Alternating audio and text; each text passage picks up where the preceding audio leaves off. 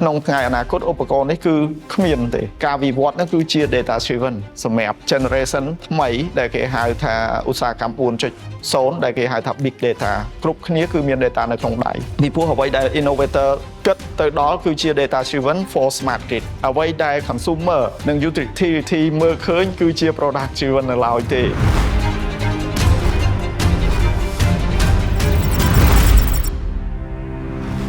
solution ដែលមើលឃើញនៅក្នុងដៃនេះយើងមើលឃើញពីរជ្រុងផ្សេងគ្នា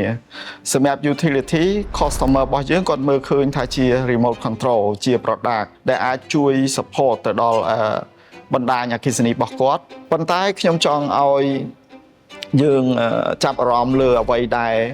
innovator ធ្វើគឺមិនមែនក្នុងគោលបំណងមួយបង្កើតជា product នេះឲ្យមើលឃើញប៉ុណ្ណឹងចាប់ភ្ជាប់ជាមួយនឹងឧបករណ៍របស់គាត់ហើយទទួល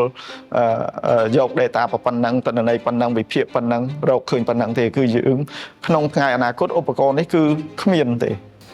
គឺយើងអត់លើករឿងហ្នឹងយកមកបង្ហាញទៀតទេការវិវត្តនោះគឺជា data driven សម្រាប់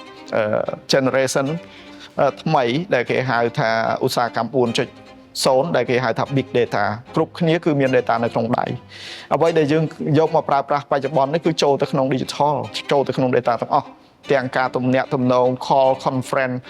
meeting ផ្សេងការជួប appointment ផ្សេងការប្រើប្រាស់ជា file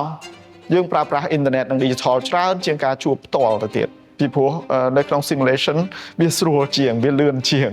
ហើយចំណាយពេលតិចជាងយើងអាចរៀនសូត្រខ្លួនឯងបានដោយមិនបាច់ចាំទៅសាលាក៏បានមិនបាច់ចាំជួបផ្ទាល់ក៏បានអានោះវាជាភាពងាយស្រួលមួយដែលយើងត្រូវតែទទួលស្គាល់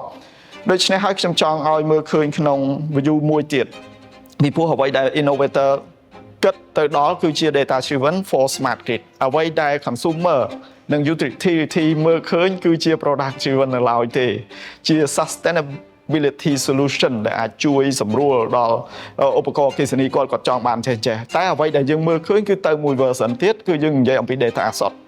អាការដោះស្រាយប្រមូល data ទាំងអស់ហ្នឹងហើយធ្វើឲ្យយើងវិភាគរកបញ្ហាបានកាន់តែលឿនឆាប់រហ័សនិងមិនចំណាយថវិកាច្រើនទៅថ្ងៃអនាគតអញ្ចឹងឧបករណ៍ទាំងអស់ហ្នឹងគឺសឹងថា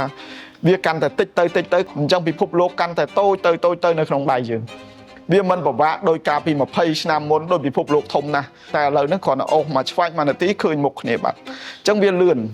អ្វីដែលយើងឃើញនៅក្នុងដៃនេះមើលឃើញថាជា remote control ជា sustainability solution តែប៉ុណ្ណឹងប៉ុន្តែតាមពិតអ្វីដែលពួកយើងជា developer ជា innovator ធ្វើគឺយើងផ្ដោតទៅលើ data ដែលគ្រប់គ្នាកំពុងតែ